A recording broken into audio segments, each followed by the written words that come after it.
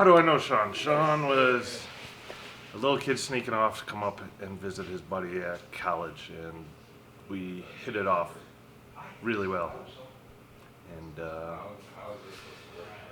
I don't know. Just Sean has that kind of personality where people just flock to him, gravitate to him, and 20-some years later, we're still thick as thieves. And What? How'd you first realize Sean was getting serious about Micah? how did I realize Sean was first getting serious about Micah? I think he showed up at our house with her one time in Wisconsin and said, "This is Micah." And that's all he had to say, because you could kind of see it. You could kind of see Sean smiling, and he was happy. He was jumping around like a gay little leprechaun. And he likes to take people aside and have little tiny sidebar conversations. And we had a sidebar conversation that day, and he seemed happy. So figured it was good. Absolutely. Hey, Sean, Micah, it's not always going to be easy, but it's going to be worth it all the time. Keep fighting. So, Sean and I go way back. I'd say about 20 years, getting close to 20 years now.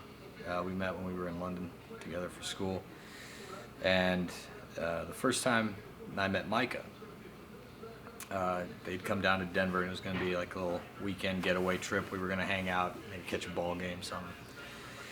And we decided to go to the liquor store, do a little pre-gaming before we went down to the game. And I was asking everybody what they wanted to drink, and Tully and I were eyeballing some whiskeys and some beers and some things that we typically drink. And I find Micah in the vodka aisle, and I was like, all right, she's a vodka girl. Okay, this works. And she was looking for 5-10 minutes. Like, it was a long time, like an extraordinarily long time for vodka, because it all tastes the same. It's all garbage. And she finally picks up this bottle. It looks like she found like the perfect, some people get that look when they find like the perfect card for an occasion. They're like, like that. It was like that. And we went to the cash register, and we were paying, and I noticed that it was birthday cake flavored vodka. So, to this day, that bottle is still at my house. And the only time I break it out is when Micah comes by, because I make her drink it. Because I'm not going to drink it. Steve will drink it. But Steve will drink anything. There's still about half a bottle left of that horrible birthday cake flavored vodka, and God is my witness, that's all she's going to drink at my home until the day it's gone. And then she can have something else.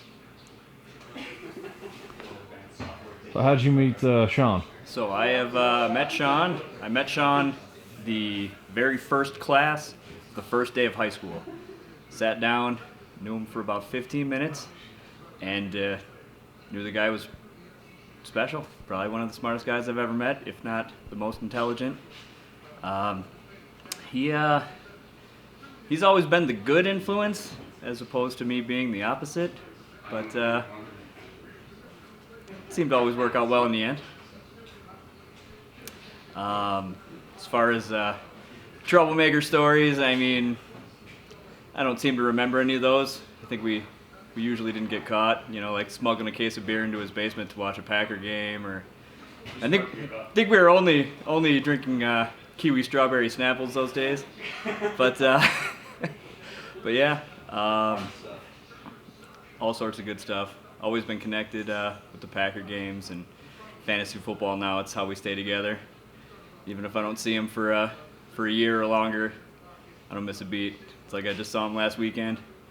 That's how you know the true friends out there. It doesn't matter how far you're apart, how long you're apart. When you see each other, give a big hug and you're right back together.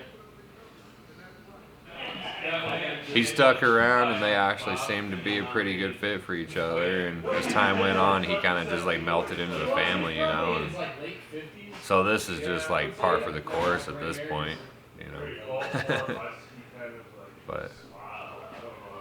And then as far as growing up, I mean, there's not there's not too many memories that I would want to divulge to the public without embarrassing my little sister or whatnot. Like I said, it's easy for an older brother to pick on his little sister, but there was definitely a lot of fun times growing up, and more than anything is watching how much they have turned into amazing people for my family, and that's been really something special. So. Yeah, we met at a laundromat, Spring Creek Laundry down on Shield Street here in Fort Collins. Total random luck. Just ran into her. She was actually knitting a blanket, something that her mom had asked her to do, and I just started talking to her. The story is that she was hitting on me relentlessly, but that doesn't necessarily hold much credence. That's more my version of the story. So yeah, can't wait to marry Mikka. Completely in love with her. Very excited. Ready to spend the rest of my life with her.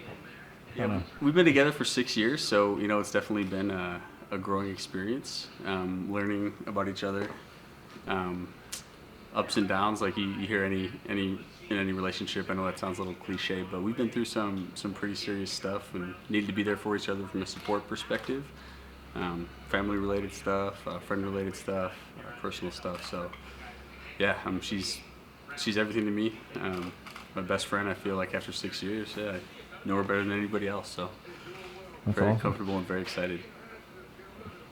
I wanted to know that when I talk about how I was legitimately 100% convinced that who she is as a person didn't exist in this world, coincided with a few days of meeting her, and I think that's one of the coolest things that's ever happened to me, and I just want her to always remember that.